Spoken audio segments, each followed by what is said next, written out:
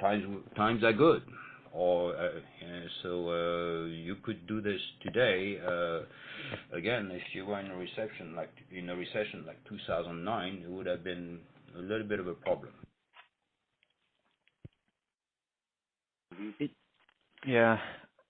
I mean, it seems like this portfolio was generally bought around a 1% lease rate factor, a little bit south of that, and it was created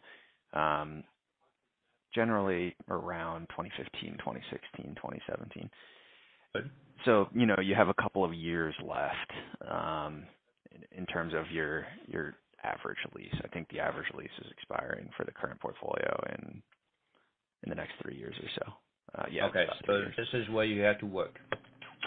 Yeah. In other words, you're going to be in touch with your lessees there and say, hey, Mr. Lessee, what do you plan to do in 2 years, 3 years?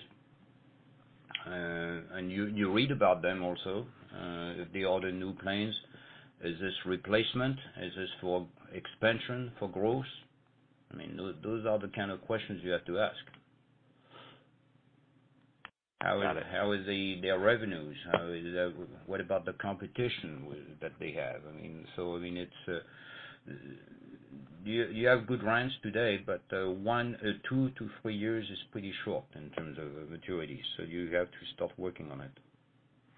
Interesting. Okay. And generally speaking, you want to release to your current lessees. That's the easiest situation, provided that they pay, that their credit is good, that you don't have any political issues. Yes, that's the ideal situation. Is your lessee say, I want to keep the aircraft. Great, wonderful. And then they say, what's the rent? Okay, keep the rent the way it is, no? Huh? And this is where you engage into a negotiation. That's the ideal situation, is the extension. Because you don't have the problem of transitioning to another lessee, or advertising the aircraft, remarketing the aircraft, and all that, which is part of the game. It's part of being an aircraft lessor. Is at some point you will get your aircraft back. Okay, that's operating leasing. An aircraft has a life of 20 to 25 years, even though these days it sounds like it's getting shorter, but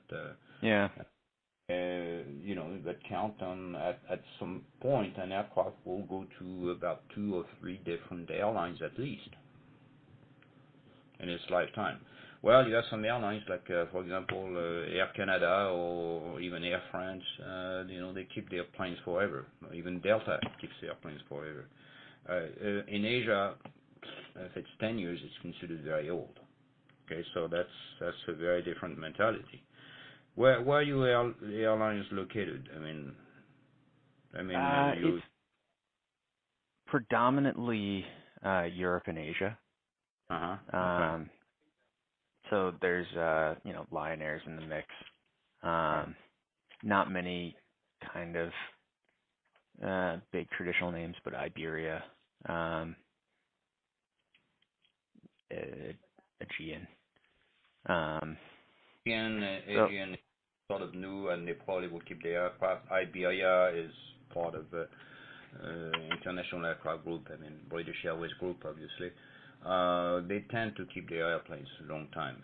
Asian airlines like Lion Air probably will transition. Interesting. Because they have a very large order book at this point. So be prepared. Yeah, what about the other Asian airlines, like Vistara, Aeroflot? Which one? Vistara, Aeroflot. Aeroflot. VIS. Yeah, Aeroflot. Yeah. Aeroflot. You're talking about Russia. Well, that's a different animal. Okay. One caveat with Russia, and probably not so much with Aeroflot, but be careful with the maintenance. Very careful with the return conditions.